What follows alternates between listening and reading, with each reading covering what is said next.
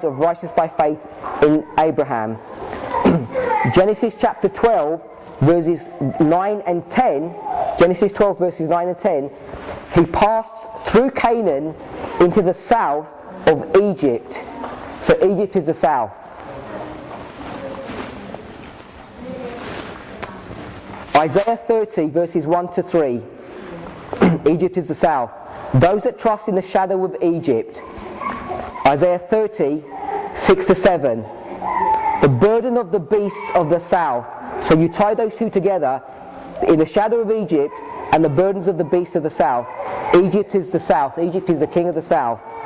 But in 1798, the south is not literal Egypt. Okay, it's not literal Egypt.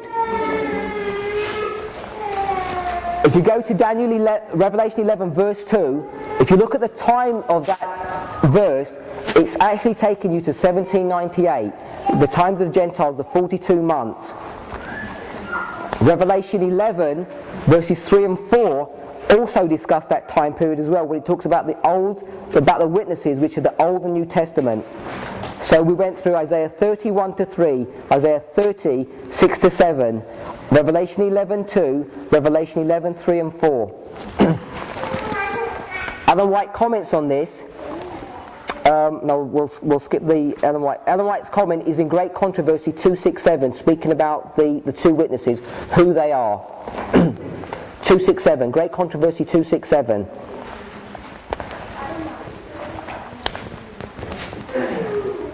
Revelation 11 verse 7, talking about those two witnesses, it says when they should be finishing their witness, or when they have finished it says when they finish their witness, but it actually should be when they're finishing their witness, just a little before 1798, the beast from the bottomless pit shall make war on them and kill them. That's the French Revolution that's being discussed in Revelation 11 verse 7.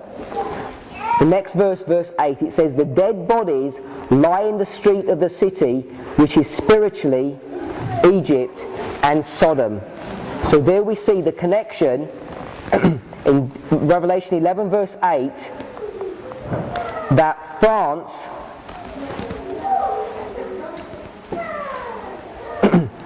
is spiritually Egypt and also Sodom. We discussed this verse the other evening, where from 1 Corinthians 15:46. 1 Corinthians 15:46, it says, howbeit that was not first which is spiritual, but that which is natural, and afterwards that which is spiritual. So first you have the natural, or the literal, then you have the spiritual. First you have literal Egypt, then you have spiritual Egypt. So what are the characteristics of Sodom? If you go to Jude 1:7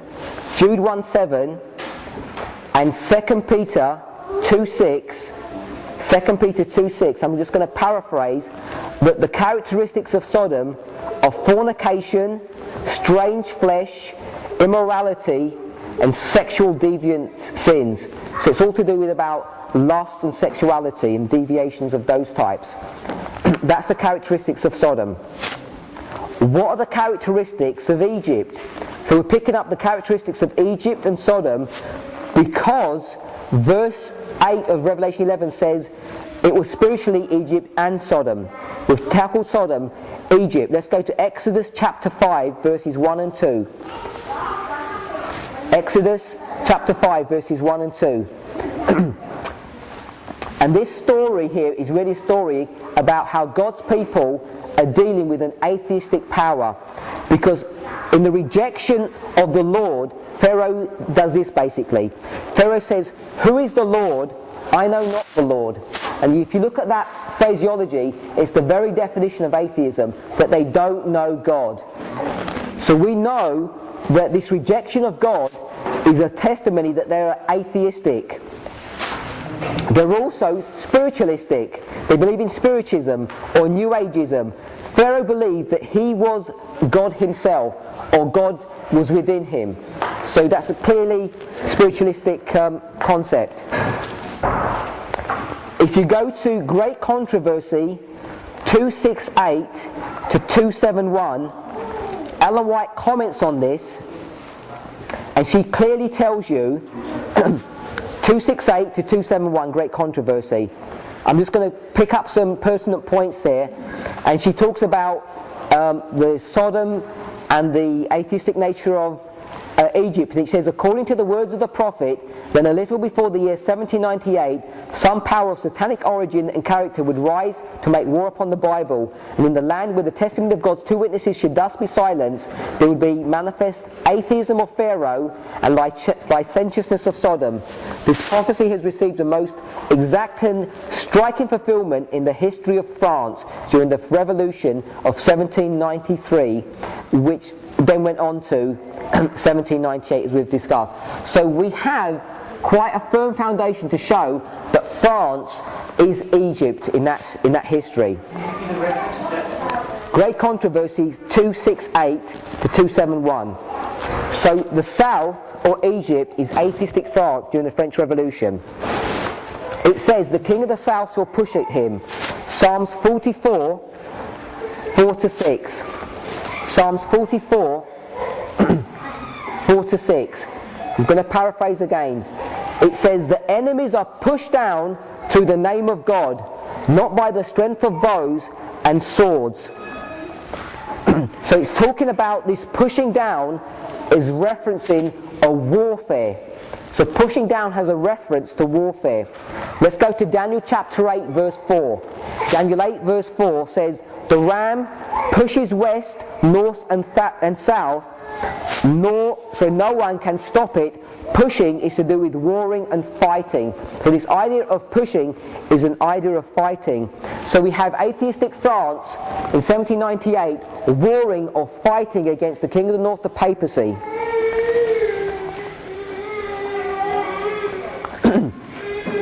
We could go through some Bible passages to actually show who the king of the north is, but I'm not going to do that because we've already shown quite clearly who the king of the north is. But there are quite a few Bible verses to show that who the king of the north is, but it's the papacy. So let's deal with this issue of what a whirlwind is, like a whirlwind. Psalms 58 verse 9. Before your pots can fill the thorns, he shall take them away as with a whirlwind, both living and in his wrath. So this idea of a whirlwind is taking or sweeping away. It's a sweeping away of something. Psalms 58 verse 9. No. Yeah? Psalm 58 verse 9. So how does he sweep away? The verse tells us he sweeps away with chariots, horsemen, and ships.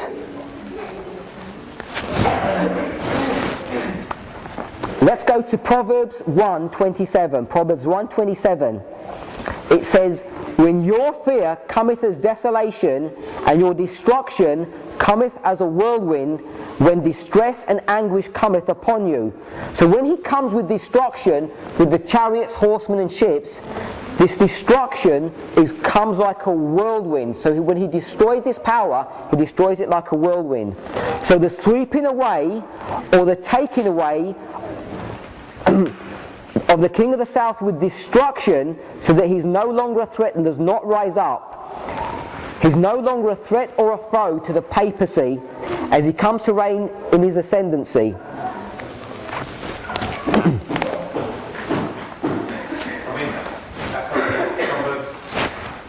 I had Proverbs 1:27. 1:27. When Egypt came against the papacy, it just said it pushed against him. But here it says, when the king of the north comes against, when the papacy comes against the USSR, he's going to come like a whirlwind. And this idea of whirlwind is this concept of a destruction. We need to concentrate on the Bible and not what we see in the world. If you look in the world, the USSR is actually doing pretty well now, both economically and politically in the world. It's back on the ascendancy. So you have to ask yourself the question, do you trust what the Bible is teaching, this interpretation, or do you go with the world? Because it says, in reference to prophecy, that the USSR is now out of the scene. It's no longer an opposing power to the papacy. But by our eyesight, it would not appear to be so. with chariots and horsemen. Exodus chapter 14 verse 9. Exodus 14 verse 9. Let's look at what chariots and horsemen are. But the Egyptians pursued after them all the horses and chariots of Pharaoh and his horsemen and his army, and overtook them encamping by the sea besides Pi-hahiroth before Baal-zephon. So associated with chariots and horsemen is military or an army. So it is an army or military strength. Ezekiel 37:20. Ezekiel 39:20. Ezekiel 39:20. Thus ye shall be filled at my table with horses and chariots, with mighty men, and with all the men of war, saith the Lord God. So associated with chariots and horses is men of war. Ships. When you come to the issue of ships, you're going to see that ships are represented both by military power, might, and also commerce. But if you look at the proportion of verses, the vast majority of verses that deal with ships actually deal with the issue of commerce and trade. They're not dealing with the military side of ships. There's only a few verses that deal with that. Psalms 107:23. Psalms 107 verse 23. They that go down to the sea in ships, that do business in great waters. So the ships are connected to business, commerce, and economic trade. If you go to Revelation 18, verses 17 to 21, Revelation 18, 17 to 21, it says, For in 1 hour so great riches is come to naught, and every shipmaster and all the company of ships and sailors, and as many as trade by sea, stood afar off.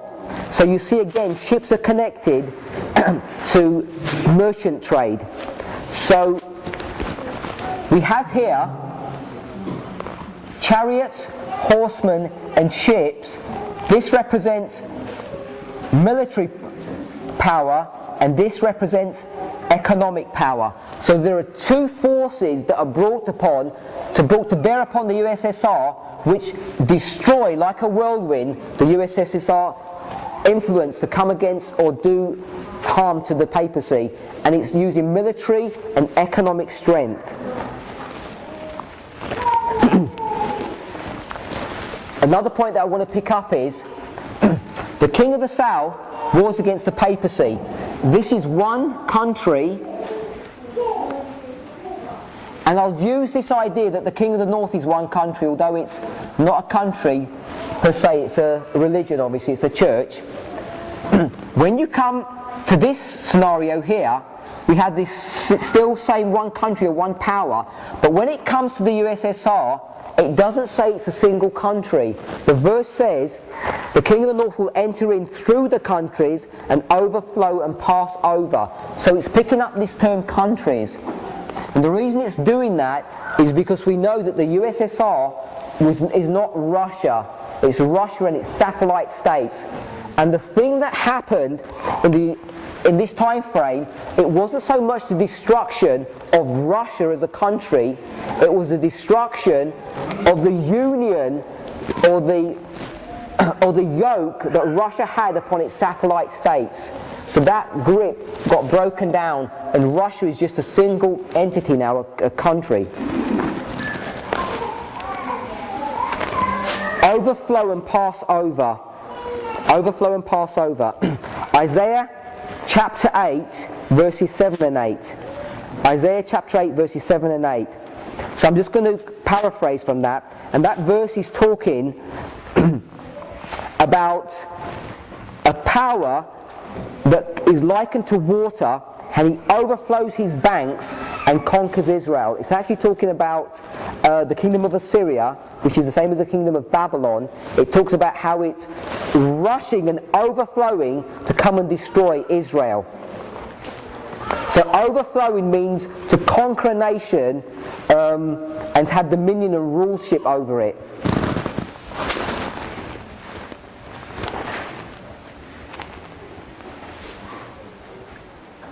And I just want to mention one last point here. I've dealt with all the imagery